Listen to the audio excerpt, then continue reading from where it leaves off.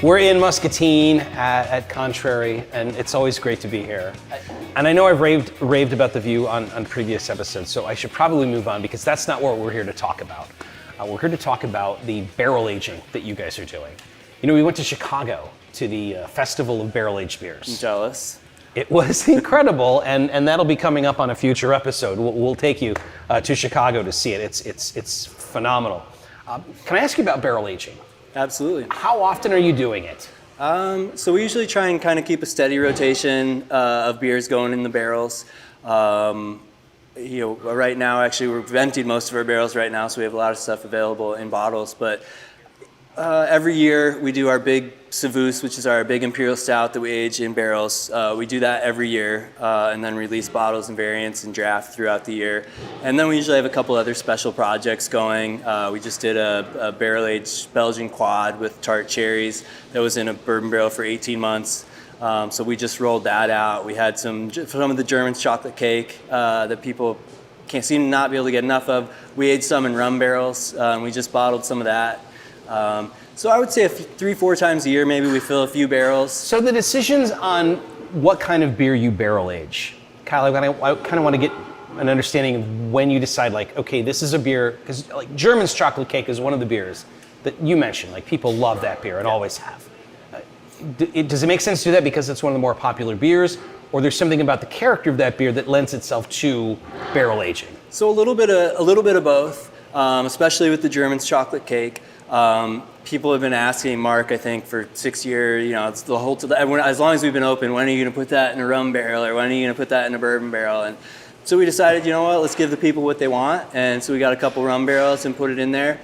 The dark beer, generally speaking, dark beers tend to hold up a little bit better in the barrel. They take the flavor better, and the barrel aged characteristics don't dominate or overpower the beer. So something like the German's chocolate cake that has a lot of flavor to it really absorbs the flavors of the barrel, and it really blends well with the flavors that are already in the beer.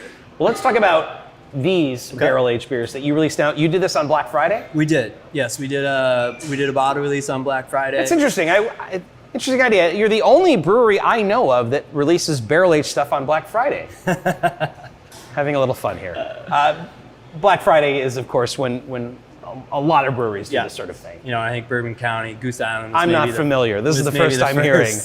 No, we've been to their facility. It's incredible. That's an episode. Go back and watch that because it's incredible.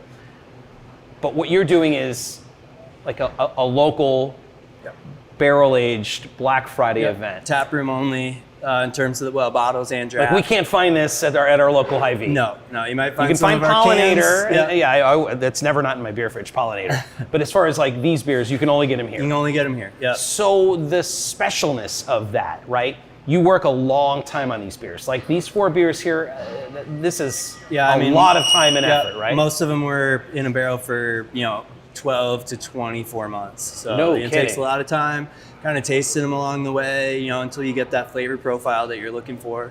And then you pull them out. I do tend to barrel age longer than a lot of other brewers. I just think for me, that's kind of the time it takes for everything to round out and smooth the edges and really get the beer, the beer where you want it. So how important is that as a brewery to have something that is special and like a beer that takes 24 months, right? There are beers that like you're always going to be able to get Pollinator, you're always going to be able to get German's chocolate cake more often than not when you come especially here. Through the winter. Especially through the winter. But as far as like these beers, like some of these beers, as you mentioned, took 24 months from when you put them in the barrel. Yeah. So there's the time before that even, right? Yep. How important is that for you to have something that is that unique to draw people in? I mean, I think it's important. It's certainly something as a craft beer consumer, that draws me to a brewery or to a tap room. And so I think being able to offer these beers, I think it's a draw into the tap room, especially for maybe for people out of town, whether they're coming from the Quad Cities, Iowa City, Cedar Rapids, whatever. Like you said, they can probably go to their local Hy-Vee and find a 4-pack of Pollinator cans, or they can go to their local beer bar and probably, maybe find 1 or 2 of our beers on draft. So being able to offer them something, that's only here, that's in a nice, package, that looks nice and has nice presentation, I think that's definitely a draw for craft beer consumers, and it brings them in here for the barrel-aged beers. And then hopefully while they're here, maybe they try a couple of our other non-barrel-aged beers and realize that that we do more. We do more than one thing well. What am I about to drink here? So this is the bourbon barrel-aged Menage a Quad with Door County cherries. Personally, of the four, it's my favorite. It was in there for 18 months, and then we aged it after it came out of the barrel. We aged it on 25 pounds. Kyle, I need you to shut up. Just thank you for your time. Just shut up. Kyle, this is incredible. Thank you. Here's the thing about cherry as a note in beer. I've found it's tricky because sometimes it's too syrupy, sometimes it's too sweet, sometimes it tastes like a Starburst. The Door County cherries, I bet weren't cheap. They were not, but this is phenomenal, Kyle. Thank you. I'm really a big fan of the way this came out. Is that great? And it's definitely, it's a little sneaky because it doesn't drink like it's 11.2%. There's no way that's 11.2. I know, right? So it's a little. I'd say 6.5. A little dangerous. I may have drank a bottle or two on Thanksgiving.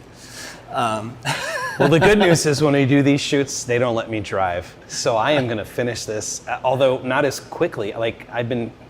This is so good, Kyle. I will happily be purchasing 2 of those. Well, there you go. One for tonight, and then one for, I don't know. Special event. Kyle, keep up the good work. Thank you. The barrel-aged program here, and it's not just a Black Friday thing. Yep. We can expect to do this a couple times a year. Absolutely. It's outstanding. Here in Contrary in Muscatine, Kyle's knocking it out of the park with these barrel-aged beers for sure. Appreciate your time, man. Cheers. Cheers.